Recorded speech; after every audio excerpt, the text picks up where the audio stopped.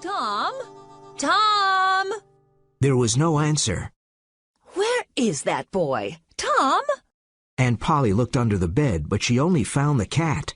Tom! She cried. Then she heard a noise behind her. A small boy ran past, and she stopped him with her hand. What are you doing, Tom? She asked. Nothing. Nothing. Look at your hand and your mouth. I told you not to eat the jam. Oh, Aunt Polly, look behind you.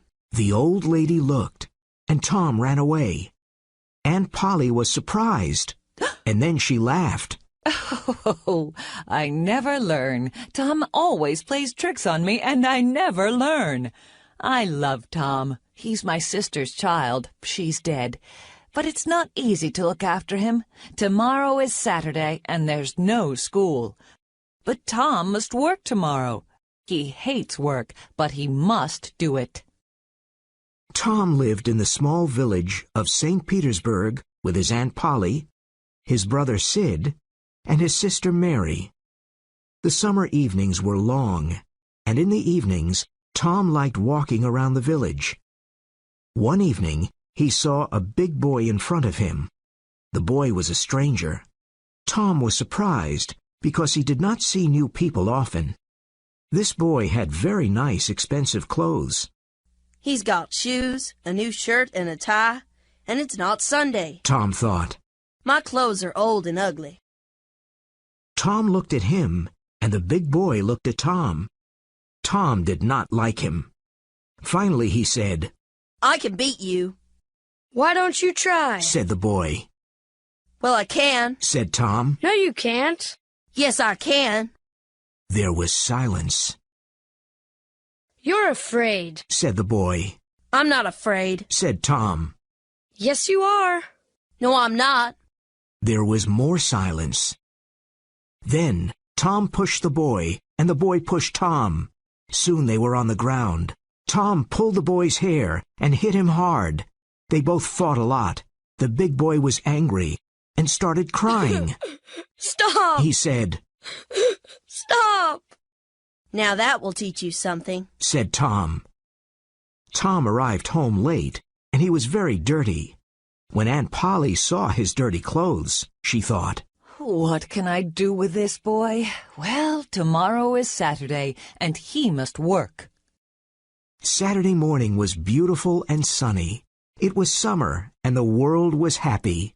Tom sat in front of the fence and looked at it. It was 30 yards long and 9 feet high. He was very unhappy.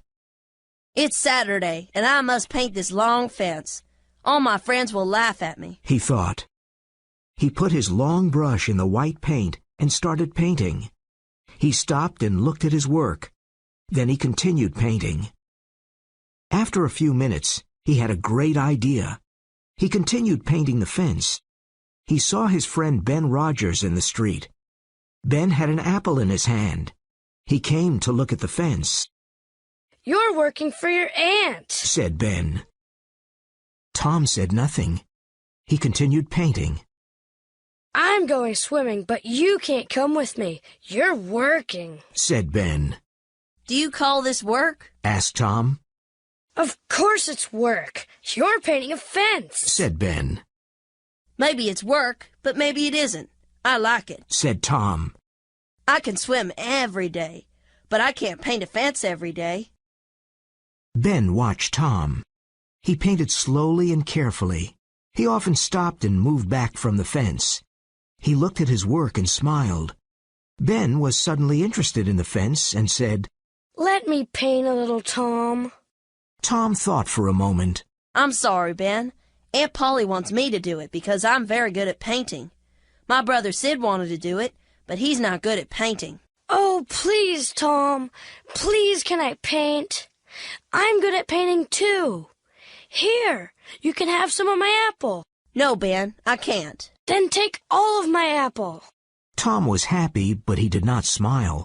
He gave Ben the brush and sat down to eat the apple. Tom's other friends came by.